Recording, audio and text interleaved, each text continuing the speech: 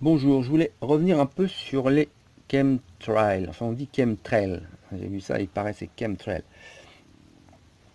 Donc, je vais vous mettre une vidéo. Je ferai des prises d'écran de cette vidéo aussi pour garder un souvenir, hein, au cas où la vidéo soit supprimée.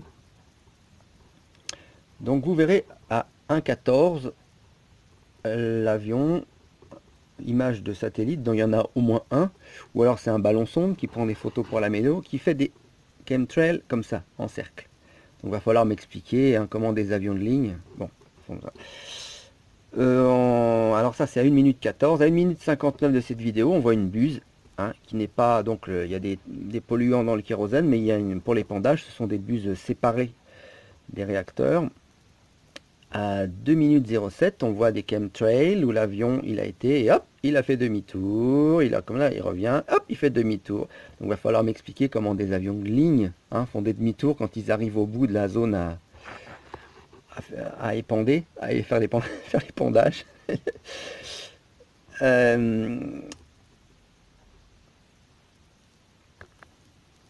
à 5,35, je suis plus très sûr. Enfin, vous regardez, je mettrai les détails dans la vidéo. Donc, on voit bien, il y a 5 allers et retours.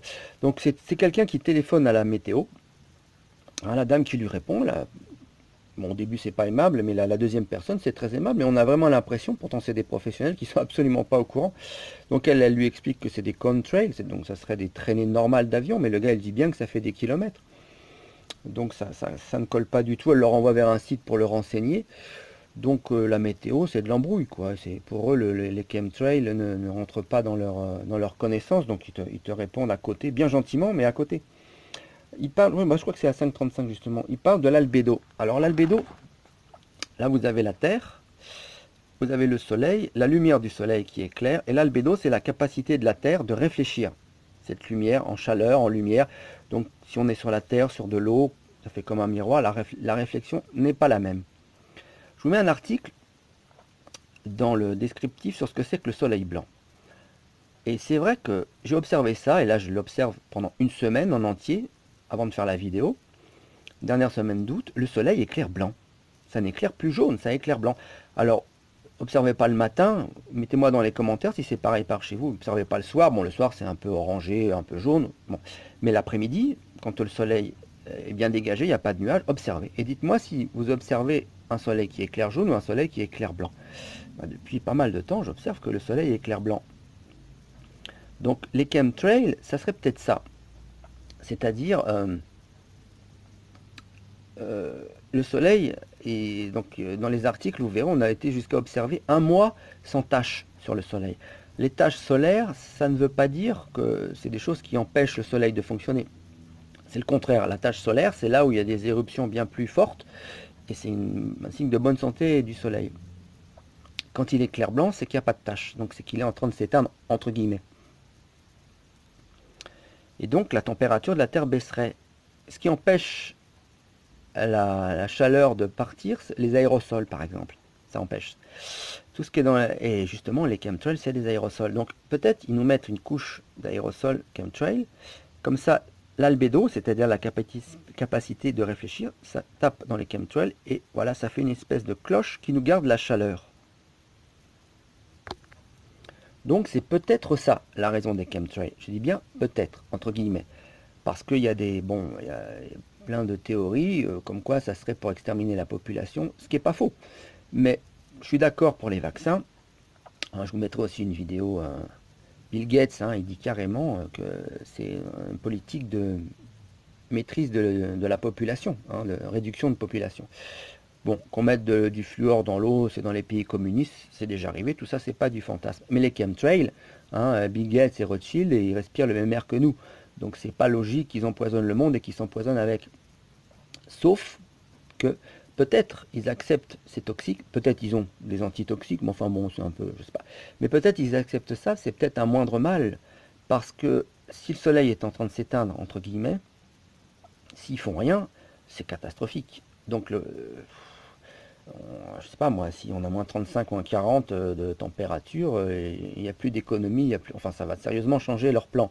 Donc c'est eux, vous savez, ces gens-là, ils réfléchissent à court terme, hein, toute façon, ils seront morts avant la fin, donc ils pensent un maximum de jouir de leurs milliards, de leurs trillions pendant le temps qu'on est là. Et donc, si on peut maîtriser le climat encore un temps avec des produits chimiques, ils vont pas se priver pour le faire. Donc c'est peut-être ça, la raison des chemtrails. Dans la Bible, ça peut correspondre aux 3 jours de ténèbres. Quand on passe à la fin du monde, donc la fin de ce monde, hein, pas la fin des temps où le Christ revient, on n'en est pas encore là, on passe par 3 jours de ténèbres.